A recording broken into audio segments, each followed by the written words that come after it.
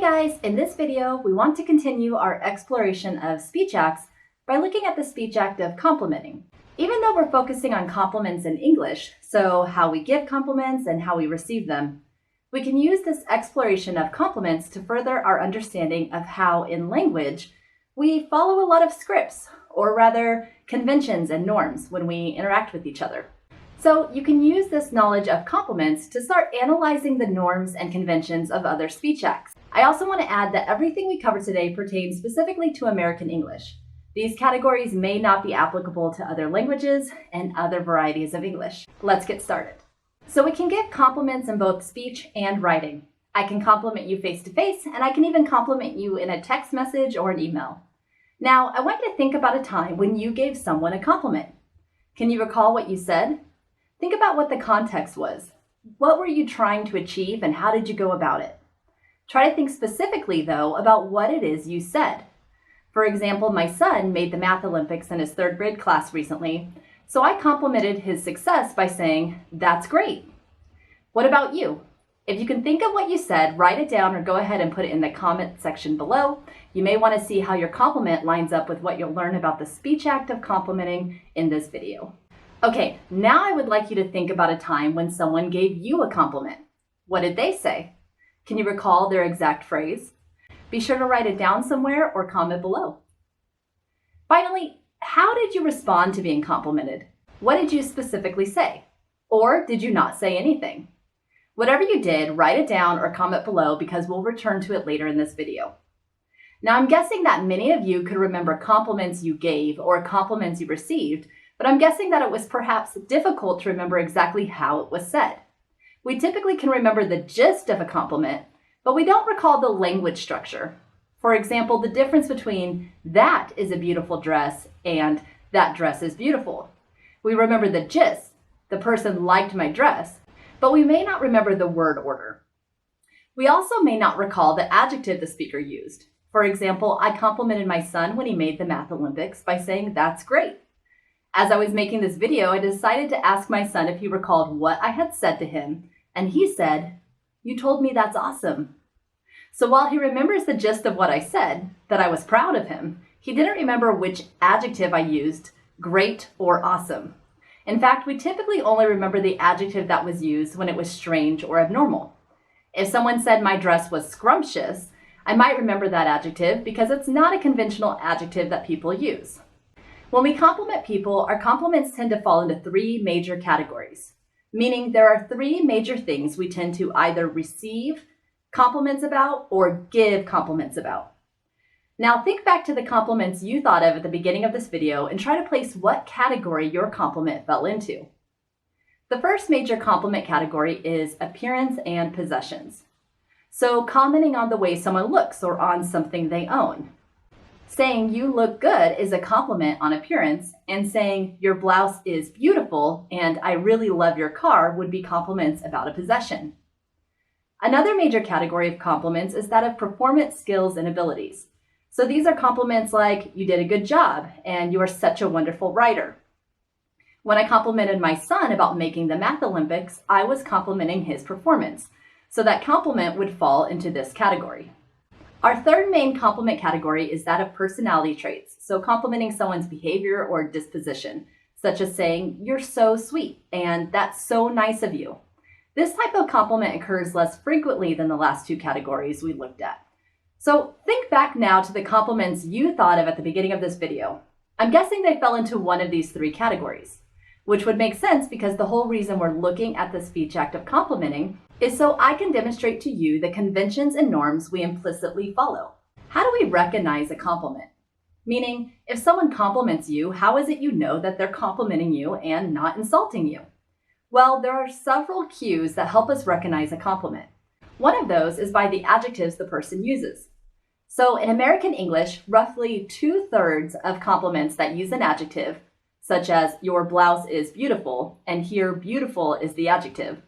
These compliments can be recognized by 5 very specific adjectives, which are nice, good, pretty, great, and beautiful. These adjectives essentially signal compliments. We also know that the adjective "good" is often used when complimenting someone's performance, And the adjective nice is mostly used for complimenting someone's appearance. We don't have to use only these 5 adjectives when complimenting, but the reality is we tend to use them. And one reason we use these 5 adjectives is because it helps signal the compliment. Since they're predictable adjectives, it helps the person we're trying to compliment understand that we are indeed trying to compliment them. We can also recognize a compliment by 2 specific verbs, love and like.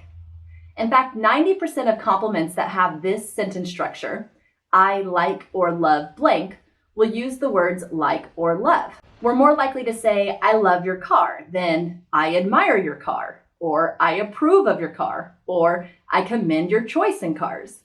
So just like our adjectives on the last slide, we don't have to use the same 5 adjectives, and we don't have to use the same 2 verbs, but we tend to because it helps make our compliment clear. It helps the hearer, the person we're complimenting, know that we're complimenting them without them needing to do a double take on what you said. These conventions and norms have a purpose. At this point, you've learned that we have 3 dominant compliment categories. You've also learned that we have dominant adjectives and verbs that we use when giving compliments. Well, we also have very specific sentence structures that we tend to use when complimenting someone. And by sentence structure, I mean that we tend to use a specific word order. And in English, we have 4 different structures that are normal or common for compliments. See if one of the compliments you identified earlier fits one of these structures. The first is noun phrase, is, looks, really adjective. So your jacket, the noun phrase, is or looks, and those are our verbs. Beautiful, which is an adjective. I have the word really in parentheses because it's optional. So with this sentence structure, I can create a wide variety of compliments, such as, she looks great, that is awesome, you are funny, Kyle is nice. We can think of a sentence structure like a math formula, and we can plug in any noun phrase and adjective to get a result. I can also use this sentence structure to insult someone. So now I can say, Kyle is really fat, and it's no longer a compliment. So it's not that the sentence structure alone is reserved for compliments. It's that this sentence structure, with the right adjectives, can produce a compliment, such as Kyle is nice. And nice is one of the common 5 adjectives used in compliments. Another sentence structure is that of I like or love noun phrase. I can say, I really like you, I love you, I like your car, I love your positive attitude. All of these fit this sentence structure. Now, I could also use this structure to insult someone, but for that it will take intonation. So I could say, I really like her positive attitude, but with an intonation that tells you I'm not being serious. So it's important to keep in mind that sentence structure alone doesn't make a compliment. It's the structure with the word choice, our verbs and adjectives, alongside our intonation, so the sound of sincerity. We also have pronoun is a adjective noun phrase. So look closely at this formula because if you're not familiar with parts of speech, nouns, pronouns, etc., I'm sure it can be confusing on paper. But it's actually quite simple. With this structure, I can make the sentence, that is a really nice wall hanging. And in this sentence, that is our pronoun, nice is our adjective, and wall hanging is our noun phrase. We could also say she is a great cook. They are really fantastic students. Each of these fits this sentence structure. Finally, we have you, verb, a adjective, noun phrase. So I could say you did a good job, and did is our verb, good is our adjective, and job is our noun phrase. I could also say you have a really good attitude. You are a really great friend. You gave a really good performance, and all of these work within this sentence structure. So those are the 4 commonly utilized sentence structures for compliments. In English, like any language, we also have some fixed phrases. Fixed phrases are groups of words that commonly occur together and cannot be changed without sounding odd to speakers of the language. So with compliments, we have phrases like good job, nice work, attaboy, and you kicked ass. These are examples of fixed phrased compliments in English. I can say good job or good effort, but I wouldn't say good labor. It would sound odd because it's not the right combination of words. And notice here how these phrases still fit in some of our sentence structures we just covered.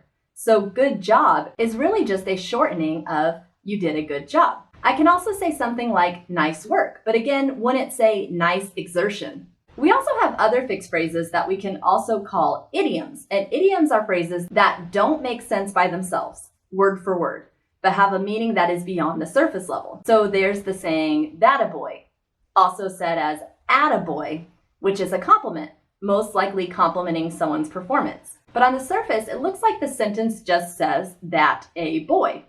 It doesn't seem to mean anything useful on the surface level. But as English speakers, we know the phrase attaboy means something, whereas attachild doesn't really sound normal and carry the same meaning. We also have kicked ass, which once again in English is a compliment in the sentence, you kicked ass yesterday. But on the surface level, it looks like we're saying that someone really physically kicked someone's physical butt. However, it's an idiom. It has an alternative meaning that is beyond just the words.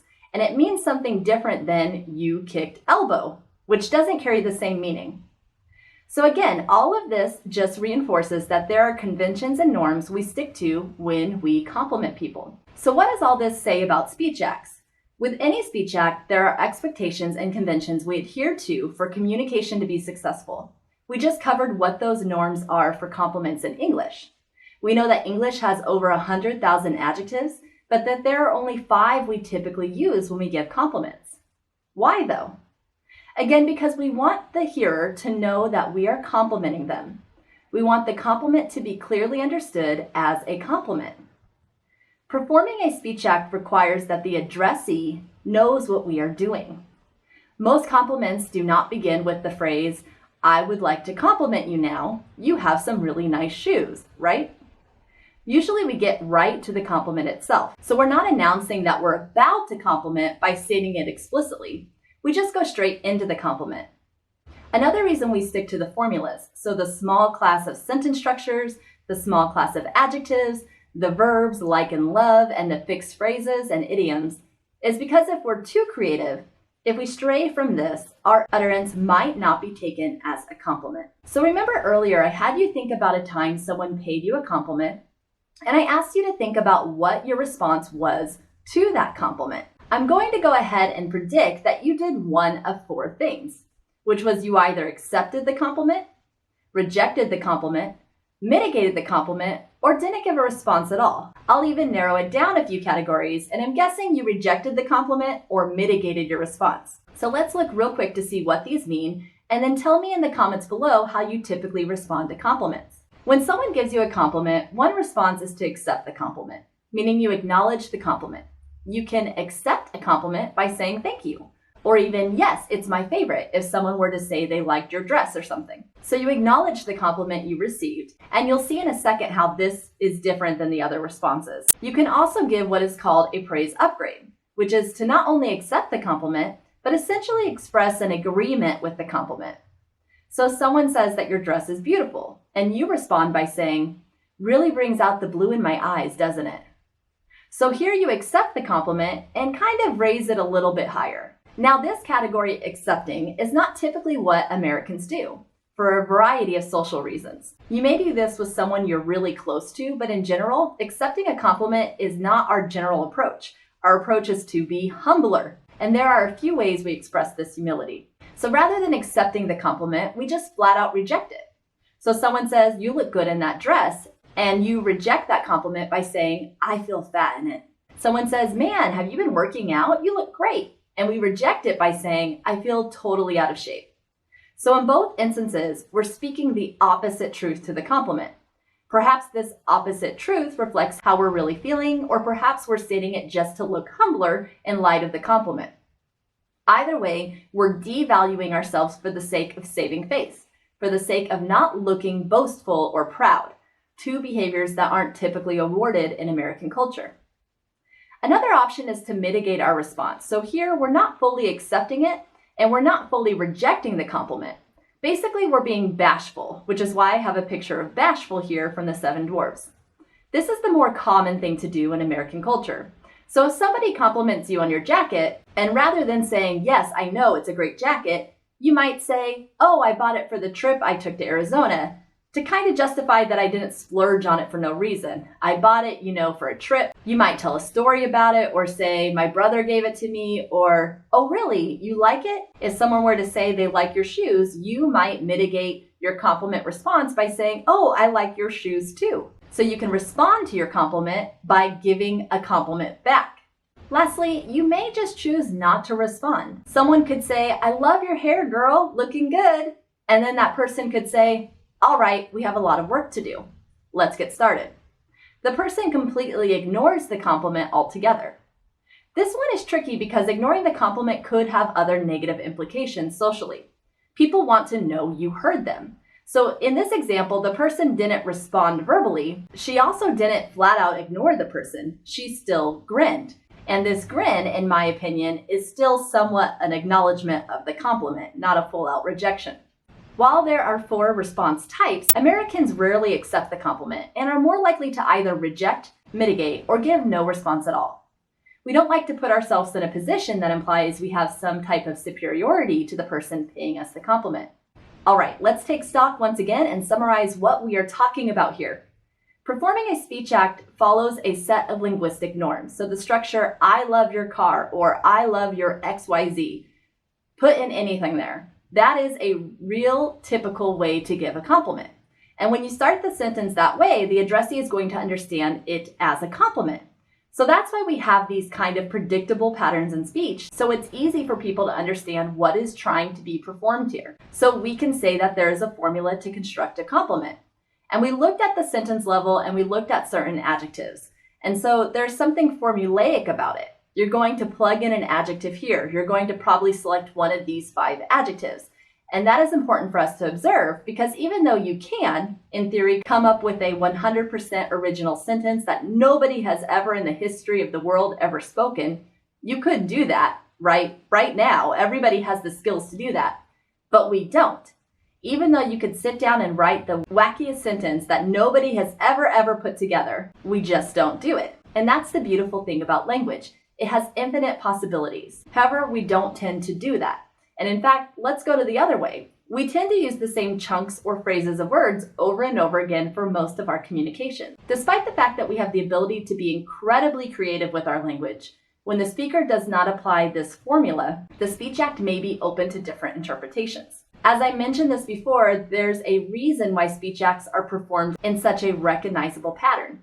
It's because we're not announcing our speech acts all the time. We're not announcing the compliment by saying, I have a compliment for you, and it is this. We're just performing language, and people have to make interpretations of what we're trying to do. So patterns in language help. This applies to all speech acts. We just spoke about compliments, but we can perform lots of actions with our words. We can brag, we can criticize, we can theorize, we can encourage, we can ask people to do things for us. Whatever we do, there are likely going to be conventions and norms that we follow. So I encourage you to watch for these as you observe language as a linguist moving forward. Finally, depending on when you're watching this video, I wanted to share that January 24th each year is National Compliment Day. So go out and compliment people, but also keep track of the compliments you hear and come back to this video to see how you can categorize them and align them with what you now know about the speech act of complimenting.